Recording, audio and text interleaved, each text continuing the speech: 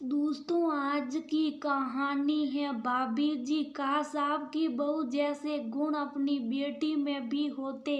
दोस्तों, कहानी शुरू करने से पहले अगर हमारे चैनल को सब्सक्राइब नहीं किया हो तो कर लीजिए, ताकि आपके पास पहुंचे हर नया वीडियो।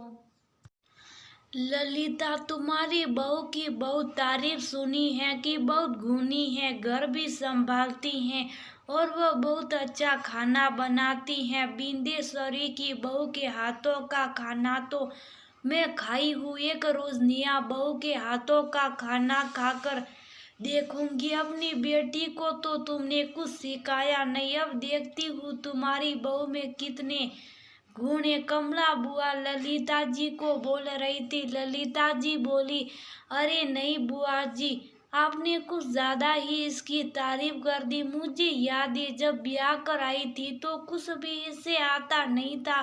वो मैंने इसे प्रशिक्षण दिया तब जाकर कुछ सीख पाई है, वरना तो रोज कुछ ना कुछ गड़बड़ करती रहती है। बुआ जी बोली, चलो ठीक है, फिर मैं कल तुम्हारे घर बहू के हाथों का खाना बना खाऊंगी। आज तो बिंदेश्वरी के को बोलती हूँ तो उसके घर जा रही हूँ। तुम्हारी बेटी के हाथों का तो आज तक कुछ खा नहीं पाई, तुम्हारी बहू के हाथों के व्यंजन को सकूंगी, फिर मैं अपनी राह दूंगी।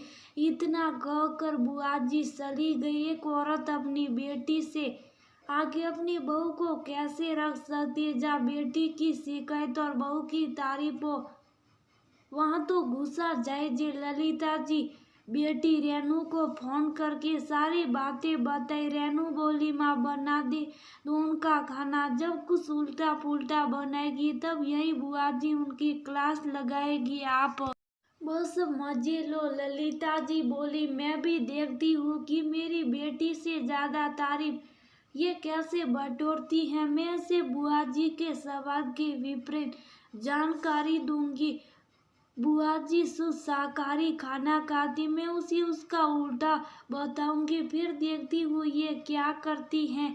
और दोनों माँ बेटी हंसने लगी। निया ये सारी बातें सुन रही थी। फिर वह अपने पति मानव से बोली, मम्मी जी ये उल्टा पुल्टा काम करना कब छोड़ेगी? मैं भी इंसान हूँ, अगर मुझसे कुछ गलती हो गई और बाद में अगर बुआ जी चारों तरफ मेरी शिकायत करेगी तब बदनामी इनकी भी तो होगी। ये बात ही क्यों नहीं समझ रही हैं? मानव निया को समझाया, दोनों का स्वभाव एक जैसा ही है, बस तुम अपना काम करो। बुआ जी को इतना अच्छा खाना बनाकर खिलाओ कि माँ का हर पासा उल्टा पड़े। आज मैं कह रहा हूँ तुम मेरी माँ को गलत साबित करो। उन्हें अब ये समझना होगा कि बेटी और बहू दोनों में कोई फर्क नहीं होता। निया बोली, आप नहीं समझ रहे, कहीं बट सट कर मेरी तारीफ करना, फिर कहीं शिकायत करना। अगर मैं उनकी उम्मीदों पर खरी नहीं उतरी हो तो कुछ तो मुझ में कमी होगी। पर बुआ जी दूसरों के घरों में जाकर अगर मेरी बात कर रही हैं तो उनकी भी बातें करेगी, जो मुझे अच्छा नहीं लगेगा। अगले दिन ललिता जी निया से बोली, बहू बुआ जी के लिए ज्यादा कुछ नहीं बनाना, वो तेज नमक खाती हैं और तेल मसाला तो बिल्कुल नहीं खाती हैं। शाकाहारी भोजन तो वो सूती नहीं है। देख लो, मैं तुम्हें बता दी हूँ, बाद में ये ना कहना कि मैंने तुम्हें बताया नहीं था। और वहां से चली गई। निया रात के खाने के लिए अलग अलग तरह के व्यंजन बना रही थी।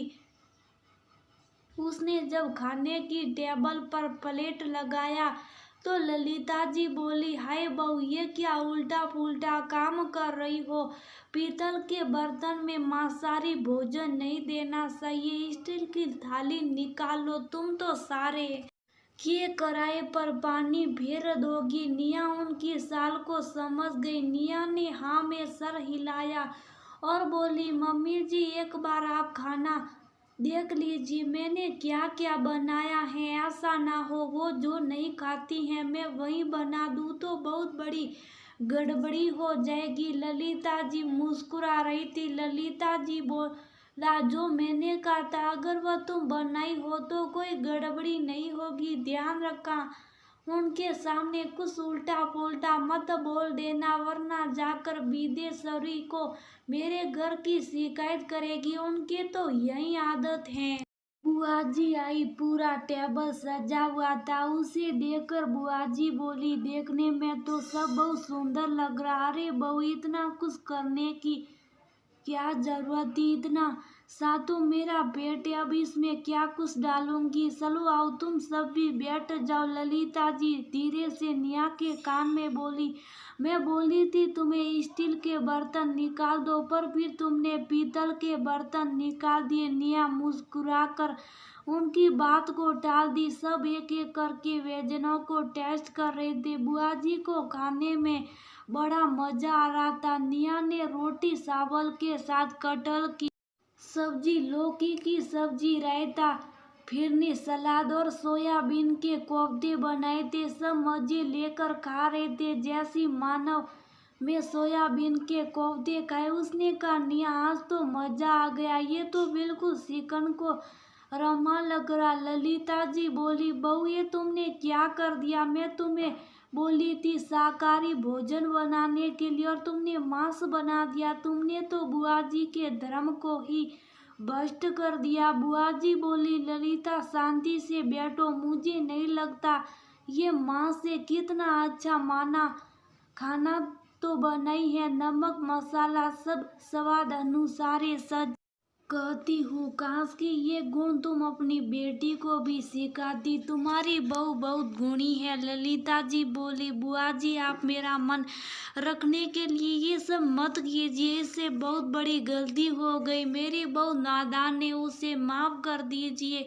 तभी नेहा बोली, मम्मी जी ये मांसाहारी नहीं बल्कि शुद्ध शाकाहारी भोजन है, अभी तो आप सवाल लेकर खा रही थी और अभी आप नाराज हो गई, ध्यान से देखिए ये सोयाबीन के कोफ्ते। ललिता जी का मुंह खुला का खुला रह गया। नेहा धीरे से बोली, मम्मी जी मैंने आपका पासा पलट लिया, बुआ जी क्या खाती हैं और क्या नहीं खाती हैं ये मैं फोन करके उनसे पहले पूछ ली थी। दीदी के साथ मिलकर ये उल्टी पुल्टी साली चलना बंद कीजिए, क्योंकि जो गड्ढा आपने मेरे लिए किया था खुद उसमें कैसे गिर गई। बुआ जी बोली, ललिता तुम तो कहती थी तुम्हारी बहू को कुछ भी नहीं आता, क्या सोचा था और क्या निकली, ये तो सर्वगुण संपन्न है, फालतू में तुम अपनी बहू की शिकायत करती रहती हो। बताओ इसके हाथों में ऐसा जादू है कि शाकाहारी भोजन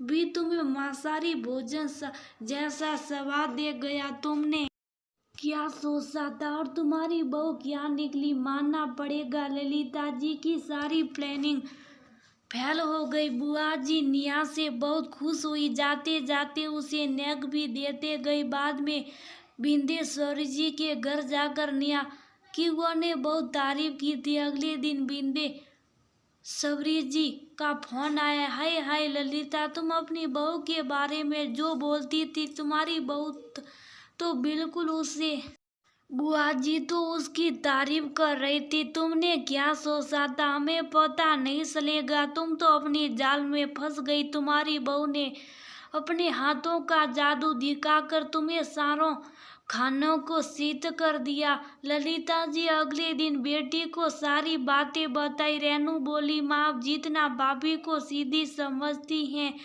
वो है नहीं, वो बहुत चालाक है, देखना आपका पासा कैसे पलट दिया, सबके सामने अच्छी बन गई और आपको बुरा साबित कर दिया। हमने तो सोचा था सबके सामने उसकी पोल खोलेगी, पर ये तो उल्टा हम पर ही पड़ गया। मानव अपनी माँ और बहन की बातें सुन रहा था। अपनी माँ से बोला, माँ ये उल्टी उल्टी हरकतें करना बंद करो, किसी को अच्छी बहू नहीं मिलती तो किसी को अच्छी सास नहीं मिलती। जब अपने घर की शिकायत आप दूसरों के पास करेगी तो लोग तो मजे लेंगे। आपको तो खुश होना चाहिए कि आपकी बहू ने बुआ दादी के सामने आपकी इज्जत रख ली। आशा करूंगा आइंदा से आप ऐसी उल्टी पुल्टी हरकतें नहीं करेगी।